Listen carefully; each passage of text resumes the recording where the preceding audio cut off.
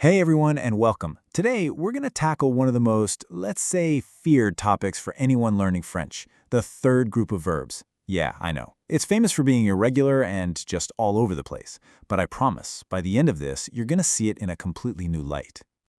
Does this look familiar? That feeling of staring at endless lists of verbs where every rule seems to have a million exceptions? You're definitely not alone. It's a huge frustration for so many learners who feel like they're just trying to memorize chaos. But what if I told you there's a method to the madness, a kind of hidden logic? Well, there is. And that's why the experts here at a French Rendezvous Inc., Canada's premier second language school, have perfected a way to turn all that confusion into real clarity. Ready? Let's dive in. Okay, so first things first. We need to get a handle on what actually makes this third group so, well, unique. It really all comes down to its foundation. So what exactly are we dealing with here? The third group is home to verbs ending in oa, dre, and re. Simple enough. But here's the curveball. It also includes a bunch of er verbs. The absolute key is the sound. These verbs never add that is sound in the plural forms. You know, like nous finissons from the second group. You won't hear that here.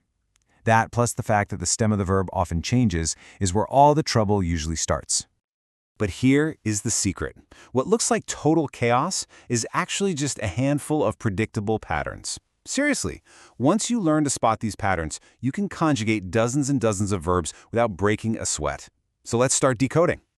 Let's start with a really common pattern, using the verb vendre as our model. The rule here is super simple. You just chop off the final re to get your stem.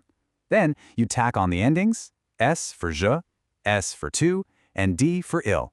And for the plural forms, it's the familiar als, es, and ont. See? Pretty straightforward, right? And this is where the magic happens.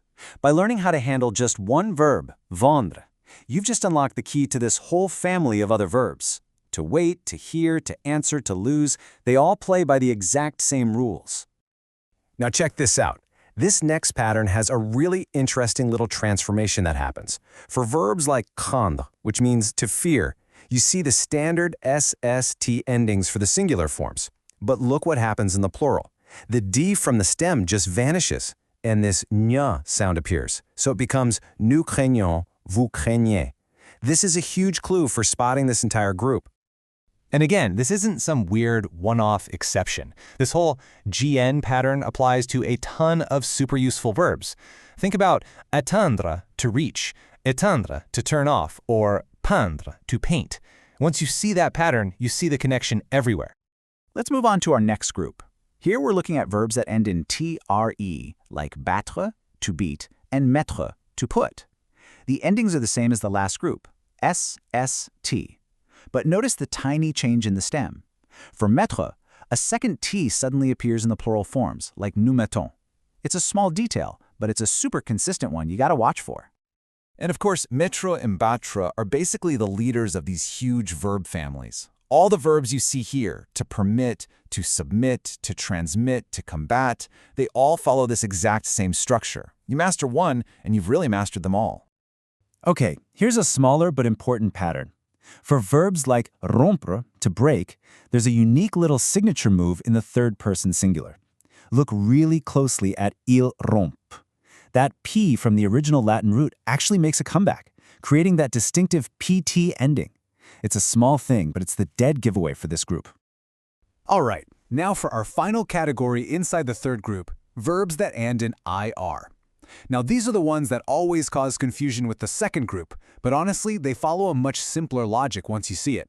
So, here's the crucial thing you need to know. Verbs like ouvrir, to open, and offrir, to offer, are conjugated almost exactly like regular first group verbs. You know, the ones that end in ER. Just look at those endings, E, S, E, O, and S, easy, ENT. The absolute number one difference is that they never ever add is in the plural forms. It's nous ouvrons, not nous ouvrissons. That's the key. And would you look at that? This category has some of the most common, most essential verbs in the entire French language.